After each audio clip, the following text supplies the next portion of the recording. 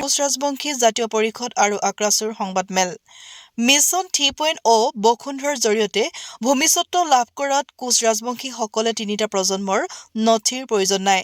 মুখ্যমন্ত্ৰীৰ এই ঘোষণাক আক্ৰাছু আৰু কোচ ৰাজবংশী জাতীয় পৰিষদে ধন্যবাদ জনাইছে।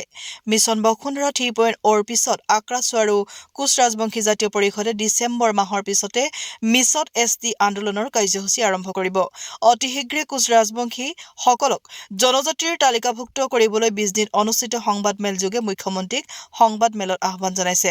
অন্যথা বিজেপি হাটাও কোচ ৰাজবংশী বাচাও আন্দোলন গঢ়ি তোলা হ'ব বুলি হুংকাৰ প্ৰদান কৰে। সেইবাবে অসম চৰকাৰে মিছন 3 বসুন্ধৰাৰ জৰিয়তে অসমৰ কেইবাটাও জনগোষ্ঠীক তিনিটা প্ৰজন্মৰ নথিপত্ৰ নোহোৱাকৈ ভূমি মালিকীস্বত্ব প্ৰদানৰ সিদ্ধান্ত লৈছিল। কিন্তু দেশ কোচ ৰাজবংশীসকলক বঞ্চিত কৰিছিল আৰু ইয়াক লৈ কোচ ৰাজবংশী জনগোষ্ঠীৰ লোকসকল উদ্বিগ্ন হৈছিল আৰু কোচ ৰাজবংশী জাতীয় সংগঠনবিলাকে মুখ্যমন্ত্ৰীৰ এই ক্ষেত্ৰত তাৎক্ষণিক এটা স্পষ্টীকৰণ দিবৰ কাৰণে কৈছিল। আৰু যোৱাকালি অসমৰ মুখ্যমন্ত্ৰী ডক্টৰ হিমন্ত বিশ্ব শৰ্মাই বঙাইগাঁও নিৰ্বাচনী সভাত আহি তেওঁ সহজভাৱে ঘোষণা কৰিলে যে তিনিটা প্ৰজন্মৰ কাগজ নোহোৱাকেই কোচ ৰাজবংশীসকলে ভূমি নামজাৰি কৰিব পাৰিব। তাৰ কাৰণে মুখ্যমন্ত্ৰীক আমি কোচ ৰাজবংশী জাতীয় পৰিষদক ধন্যবাদ জনাইছোঁ। আৰু আমি ক'ব গ'লে মিছন বসুন্ধৰা যে কোচ ৰাজবংশী জাতীয় সংগঠন আমি কিছু সফল হ'ব পাৰিছোঁ। এতিয়া আমাৰ লক্ষ্য হ'ল মিছন ST মিছন জনজাতিকৰণ। যে ইতিমধ্যে কৈছে যে কমতাবোৰ আৰু জনজাতিকৰণ হ'ল আমাৰ মূল উদ্দেশ্য লক্ষ্য।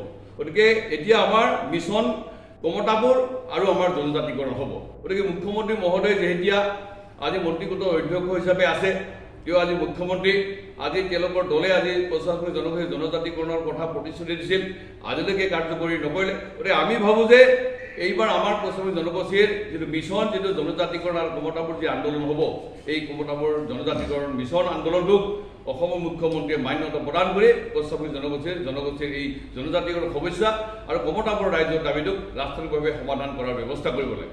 আৰু যদি নকৰে তেতিয়াহ'লে সদু কোচ ৰাজবংশী ছাত্ৰ সন্থাই যি কৈছে যে বিজেপি হাটাও কোচ ৰাজবংশী বাচাও, কোচ ৰাজবংশী অধ্যুষিত অঞ্চলত বিজেপিৰ সাংগঠনিক কাম কাজ কৰিব নোৱাৰিব, বিজেপি কৰা কোচ ৰাজবংশীসকলক বিজেপি ত্যাগৰ যিটো আহ্বান আমি কিন্তু বাস্তৱতে কৰিবৰ কাৰণে আমি বাধ্য হ'ম। গতিকে মুখ্যমন্ত্ৰী মহোদয় যিহেতুকে কোচ ৰাজবংশী জনগোষ্ঠীৰ অভাৱ অভিযোগ কোচ ৰাজবংশী জনগোষ্ঠীক যদি সন্মানে সংবিধানৰ গণ্ডিৰ ভিতৰত জীয়াই থাকিব বিচাৰে তেতিয়াহ'লে মুখ্যমন্ত্ৰী মহোদয়ে কোচ ৰাজবংশী জনগোষ্ঠী সুদীৰ্ঘ দিন ধৰি দাবী কৰা কোচ ৰাজবংশী জনগোষ্ঠীৰ এই সমস্যাবিলাক সমাধান কৰাৰ কাৰণে তেওঁ গুৰুত্ব প্ৰদান কৰক। অন্যথা কিন্তু আমি অহা ডিচেম্বৰৰ পৰাই আমি বিজেপি হাটাও কোচ ৰাজবংশী বাচাও আমি মিছন এই আন্দোলন কৰিবৰ কাৰণে কিন্তু আমি সাজু আছোঁ।